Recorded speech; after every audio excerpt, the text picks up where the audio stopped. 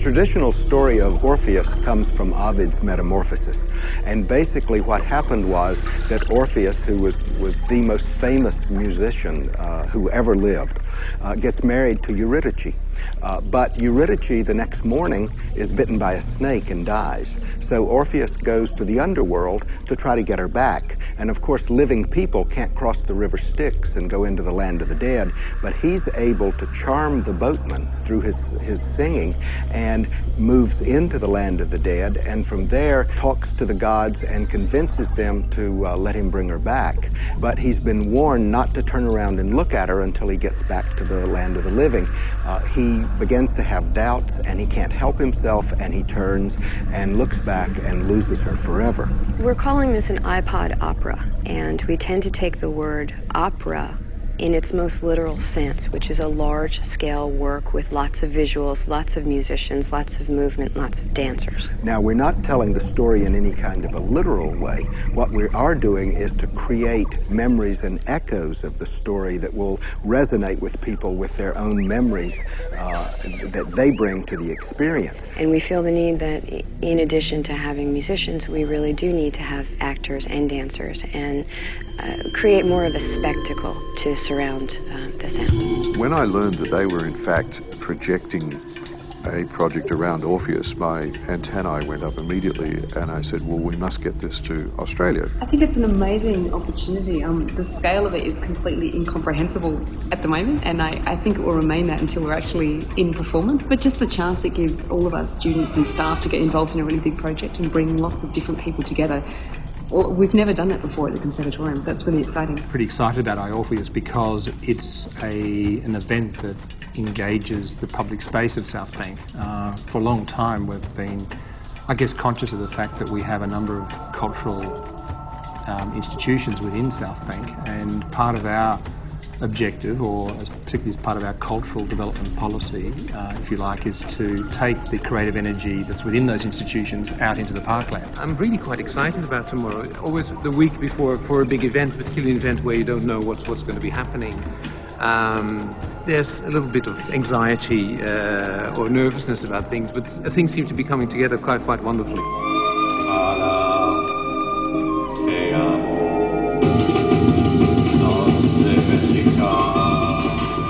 So all in all, iOrpheus is about space, and about scale, and about memory, and about echo.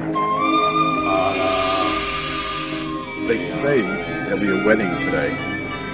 He's a musician. His name is Orpheus. Her, Eurydice. Watch out. Things happen at weddings that are unpredictable. 2 minutes. 2 minutes till kick off. 2 minutes till kick off.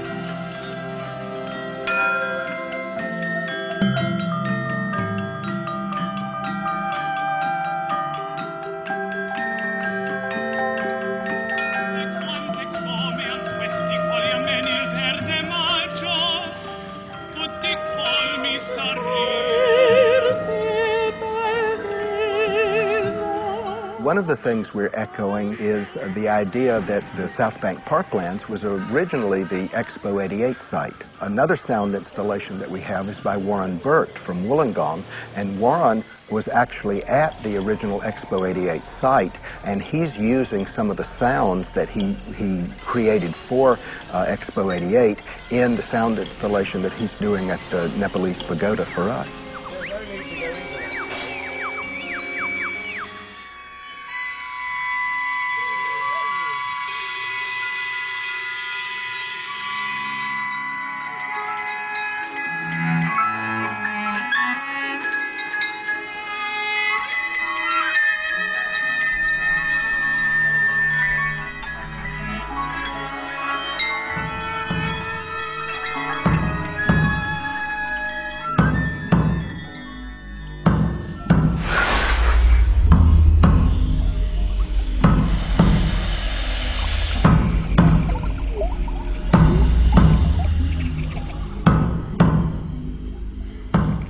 what we're really doing with this story is echoing much of the original material, not only verbal material, but sound material as well.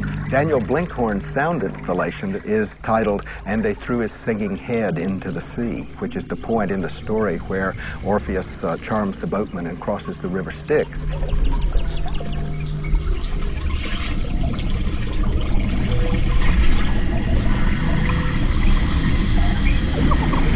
More shades and shadows passing, uncontrollable, the din horrendous. Somewhere here, you have to find her. It's not clear how you would. It's not clear at all.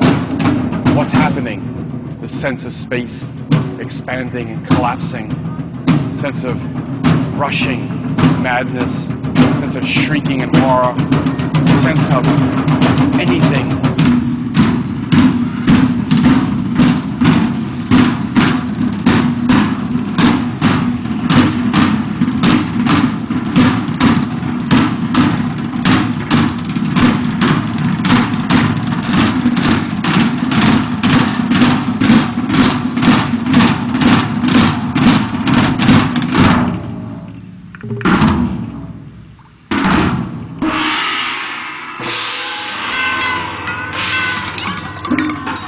We're working with the percussionists who will be in the water themselves. This is very highly dramatic. So we just noticed some aspects of the landscape that also lend themselves to movement of the musicians. So we're building the drama, getting ready to go to the look, to the big moment, where is he going to make it or lose her?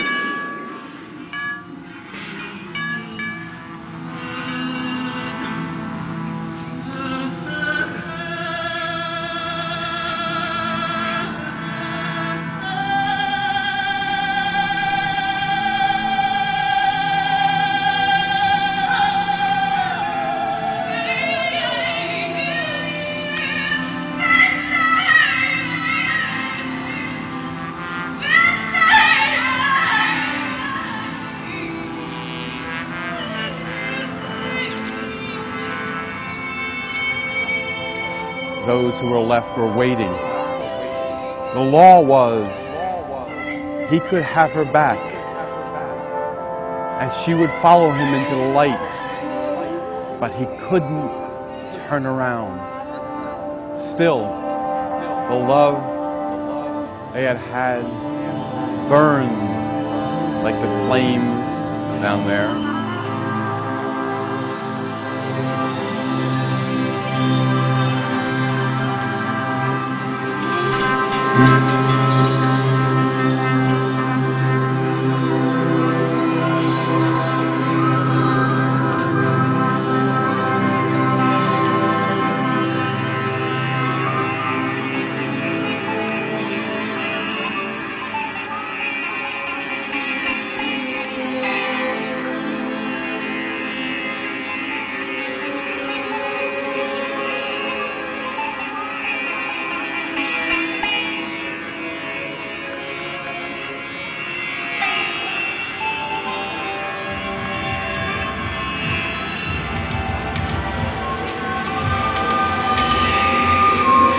He could only play.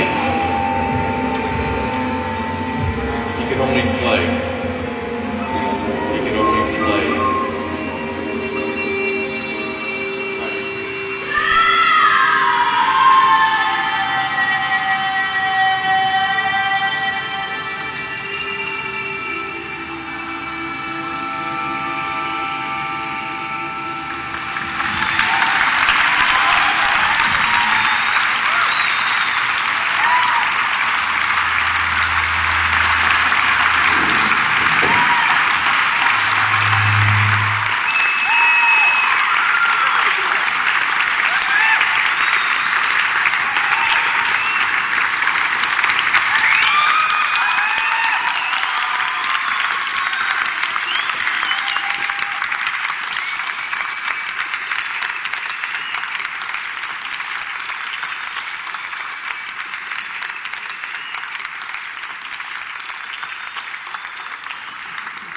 We can